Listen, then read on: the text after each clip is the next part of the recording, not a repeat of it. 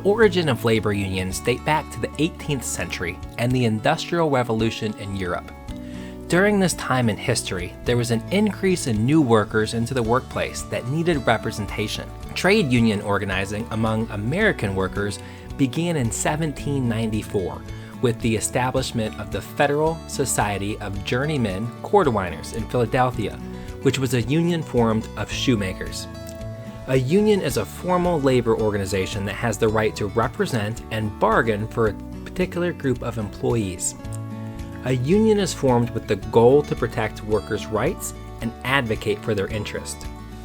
The earliest regulation within the U.S. was enacted by Congress in 1935 with the Wagner Act. This gave employees the right to form and join unions, and it obligated employers to bargain collectively with unions selected by a majority of employees in an appropriate bargaining unit. This was also referred to as the National Labor Relations Act, which established the National Labor Relations Board, or NLRB. This board is tasked with enforcing the National Labor Relations Act and is an agency of the federal government of the United States with responsibilities for enforcing U.S. labor law in relation to collective bargaining and unfair labor practices. Overall, the agency acts to prevent and remedy unfair labor practices committed by private sector employers and unions. The NLRB is active in various parts of the organizing process, including the election, investigating charges, facilitating settlements, deciding cases, enforcing orders, and rulemaking in various labor areas. Subsequent to the Wagner Act in 1935, the Taft-Hartley Act was passed in 1947, which further extended and modified the 1935 Act. This act, which actually was vetoed by President Truman, was overridden by Congress. This act further outlined unfair labor practices and aims to protect employees from them. The amended act not only protected employers from their employer, but also their union as well. A further act was enacted in 1957, known as the Labor Management Reporting and Disclosure Act of 1957. Also known as the Landrum-Griffin Act. Signed by President Dwight Eisenhower in 1959, this act was a response due to widespread corruption, racketeering, and other misconduct within certain unions. The Landrum-Griffin Act instituted federal penalties for labor officials who misused union funds or who had been found guilty of specific crimes or who had violently prevented union members from exercising their legal rights. This further amended previous acts by expanding key areas. Jurisdiction over cases declined by the board was given to state courts. Unions were no longer able to picket for recognition or organizational purposes in certain circumstances. The act also allowed permanently replaced economic strikers with the right to vote in representation elections within 1 year of the beginning of the strike.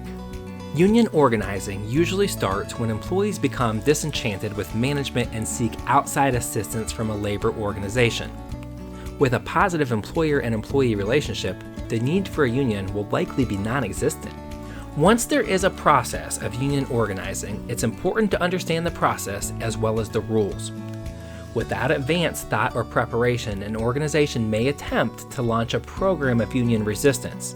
If not done correctly, this could become an issue with the National Labor Relations Board and could potentially charge the employer with an unfair labor practice. A union is formed when it can be demonstrated that a majority of the employees are represented, which is also referred to as the bargaining unit. The bargaining unit is a group of employees with a clear and identifiable community of interest who are represented by a single labor union in collective bargaining. Each unit should have similarly situated employees, as it's necessary to be considered a bargaining unit. The roles within the group must have similarity in the areas of job responsibility, wage rates, benefits, and other common aspects of work. The first step to occur to begin the process of union formation is to demonstrate a showing of interest among the bargaining unit. There are various ways that it can be established that a majority is represented. The first is for the union to collect authorization cards, which are signed by employees who want to join the union. Once the sufficient number of cards have been collected, the employer may voluntarily recognize the union, or they may choose to make a choice to not voluntarily recognize the union. If the employee makes the choice to recognize the union, it's referred to as recognition, meaning the employer recognizes it and the union is now entitled to conduct collective bargaining on behalf of the workers within that particular unit. If the employer does not choose to recognize the union, the NLRB will usually then hold a hearing prior to an election being conducted. This hearing covers if there are any questions of representative, if there are any existing collective bargaining agreements, or any other factors. If there are no issues with proceeding, a campaign begins. The election is usually held 30 days after the NLRB order. During this time, management must prepare a list of eligible voters for the NLRB and post notices of the election and sample ballots in conspicuous places throughout the workplace. In some cases, the NLRB may allow mail-in ballot elections. The election may be a consent election or a directed election. With a consent election, an employer and union agree to waive the pre-election hearing. Consent elections are generally held if there's no issue in dispute between the employer and unions involved in the representation. A directed election occurs when an election is ordered by the NLRB regional director, which is typically when the parties are unable to contest to an election due to some unresolved issue. The NLRB may also bar a petition to an election under certain conditions. Some of these reasons include statutory bars, which occur when a valid union election has been conducted, usually by another union, within the past 12 months, as another union cannot petition to represent the same bargaining unit. A contract bar may exist when a valid collective bargaining agreement covering a period of 3 years or less already exists. It will bar an election for the contract period. Additionally, a blocking bar occurs if an unfair labor practice charge is pending, and thus may freeze or hold up the certification. This also means another election will not be permitted by the NLRB. Prior to the election, there is likely to be campaigning by both the employer and the union, as well as the employees in support of a union. There are various strategies that may be employed. Leafletting occurs when pamphlets or other types of literature is distributed to persuade employees to sign authorization cards. Salting occurs when the union sends applicants to the employer with the expectation they will be hired within the organization, making them able to begin campaigning from within. Bannering occurs when the union places obvious signs such as banners, billboards, or even trucks with union logos outside the organization to advertise a message to the public and to employees about business practices. Picketing is when the union and its representatives gather outside the employer's premises with hand signs and chants. Picketing is a form of bannering, but with people holding signs or standing together. For the election to occur, the union must present signed cards to the employer from at least 30% of the employees within the bargaining unit. A secret ballot election is then held, which is supervised by the NLRB. At the election, both parties have representatives, called election observers, who assist the NLRB agent in verifying the eligibility of voters. Once the votes are cast and counted, any person that believes the board's election standards were not met may, within 5 days after the tally of ballots, file objections to the election with the NLRB's regional director. If the director finds the objection substantial, he or she may order a new election or hearing to determine the validity of the objections. If no one files objections, or if the director dismisses them, the NLRB issues a certification of the results of the election. If the union wins, both parties prepare to negotiate their first contract.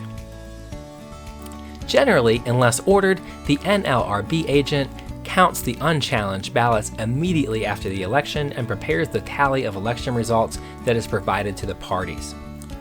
If over 50% of the employees vote to choose the union, the organization is certified, and the employer is required to bargain with the organization.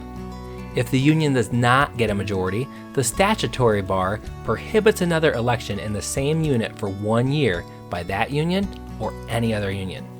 Once a union is established, the type of workplace will determine what type of shop exists.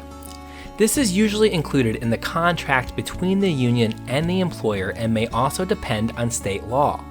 There are 4 typical kinds of shops in unionized workplaces: a closed shop, a union shop, an agency shop, or an open shop. The type of shop translates to whether or not you must join the union to work at a particular job. Under a closed shop agreement, it's required that employees be union members as a condition to being hired for a position covered by the bargaining unit. This type of shop does not allow the employer to hire anyone not willing to join the union.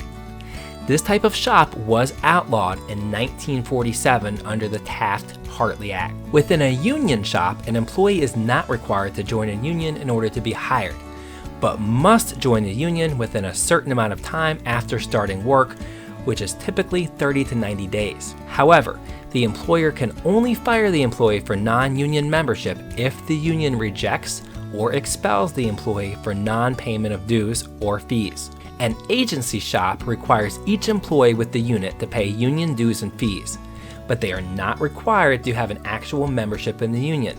Each person will pay dues, but will have a choice to be represented by the union or not. The majority of states within the U.S. are considered right-to-work states, meaning no employee can be forced as a condition of employment to join or pay dues or fees to a labor union. Many of these states operate under open shops, where the bargaining unit represents the entire group, regardless of whether or not employees are members of the union.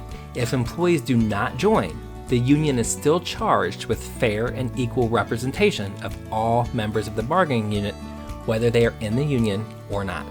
An unfair labor practice can be committed by the employer as well as the union.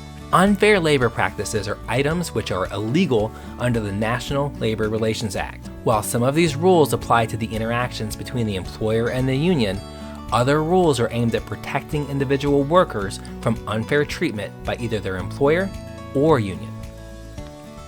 Unions are specifically prohibited from threatening, restraining, or coercing employees in the free exercise of their right not to support a union.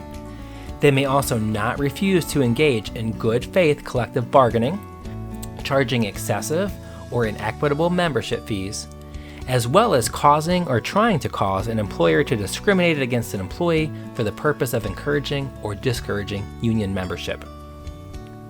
Additionally, it's a violation of fair labor practices to attempt to get an employer to agree to pay for work that is not performed. This is also known as featherbedding, a tactic sometimes used to increase labor costs by the union. Another prohibited item is making a hot cargo agreement, which is an agreement between an employer and a union in which the employer agrees not to handle or work on product coming from another organization or person with whom the union has a dispute. Unfair labor practices also have specific elements that employers are prohibited from. The most paramount is protection from discrimination, including discrimination against employees to encourage or discourage membership in a labor union, or even replacing workers who strike to protect an unfair labor practice. Employers may not engage in surveillance of employees to determine their views on the union, or promise or grant benefits to employees such as wage increases, enhanced benefits, or additional paid holidays to discourage union votes. It's also imperative that employers not interrogate employees or prospective applicants concerning union organizing activities. An employer may, however, answer questions and discuss the position of the organization. They are able to describe the good features of working for the company, such as existing benefits, job security, and steady work, as well as informing the workforce of any prior experience that they've had with unions and what facts they know about the particular union that's attempting to organize. Also prohibited are organizations refusing to engage in good faith collective bargaining, interfering with an employee's right to organize, join, or assist a union, as well as engaging in collective bargaining or engaging in protected, concerted activities, or dominating and/or providing illegal assistance of support to a labor union. Furthermore, employers may not establish their own union, which may be referred to as a sham union, nor may they dominate or interfere with any labor organization, nor may they retaliate against an employee for filing a charge with or giving testimony to the NLRB. When a union exists, they will negotiate with employers through a process known as collective bargaining, which is the overall process in which employees negotiate contracts with their employees through their unions to set terms of employment. Some topics are required to be covered, which are referred to as mandatory, and some topics may be optional, known as permissive. And some subjects may be prohibited or illegal issues. Mandatory subjects, which are required to be negotiated by the NLRB, include subjects including pay rates and wages, bonuses, pension plans, health and welfare, holiday pay, grievance procedures, seniority agreements, shift differentials, and other similar topics. Permissive subjects are those the union and employer may choose to or to not bargain. These items can include dress codes, lunch times, arbitration agreements, or other similar items. Illegal issues are also prohibited from discussion. This could include operating a closed shop. Bargaining impasse occurs if the union and the employer fail to reach an agreement. This may lead to mediation or some other sort of alternative dispute resolution before additional legal action. Section 7 of the National Labor Relations Act gives most private sector workers in the United States the right to strike for the purpose of collective bargaining or other mutual aid or protection. While certain strikes will qualify as protected activity under the National Labor Relations Act, it's important to note that not all strikes are protected. A strike may be unlawful if its purpose or methods are illegal. The specific term of the collective bargaining agreement between the employer and the union may limit or prohibit a union's right to engage in a strike. There are also some industries where a strike may be illegal due to public service. For an example, an air traffic controller or doctor. There are 3 categories of strikes that can occur, which are classified as economic strikes, unfair labor practice strikes, or sympathy strikes. An economic strike is based upon the employee's desire for more compensation or benefits. In this strike, the employees are attempting to pressure the employer to concede to their demands for improvements in wages or other work rules. An unfair labor practice strike is aimed to protest an employer committing an unfair labor practice of some sort.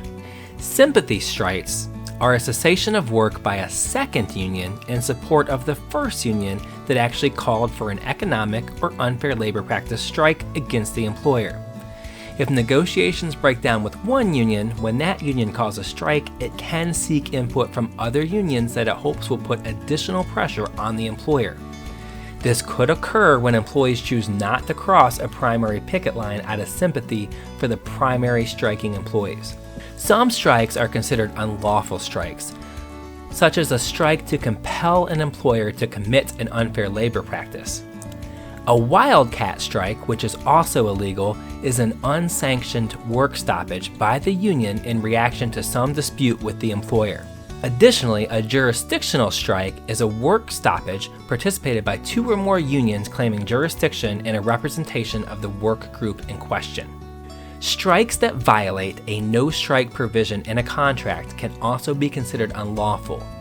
Additionally, misconduct by the strikers, such as physically blocking or assault, are considered unlawful. Employees engaging in unlawful strikes lose the protection of the National Labor Relations Act. Beyond striking, picketing can also be a method used. Picketing can occur in various forms, one of which is informational picketing, which is a technique used by unions when they want to have the public learn about certain issues. Informational pickets usually carry signs or placards containing a message. The other type of picket is a work stoppage. This is when the union has taken a strike vote and the majority of members wish to exercise their right to strike. Boycotts are an additional method and are organized withholding of transactions from a target employer or group of employers. There's various types of boycotts. An alley doctrine boycott, also known as a secondary boycott, is one example of an illegal boycott type.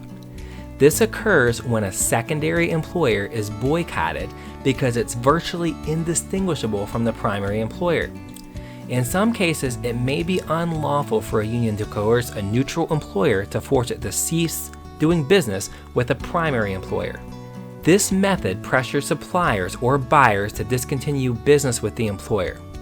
Secondary boycotts are considered illegal.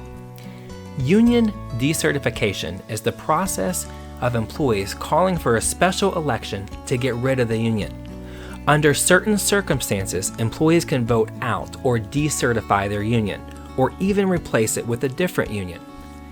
At least 30% of the represented employees must sign cards or a petition asking the NLRB to conduct an election.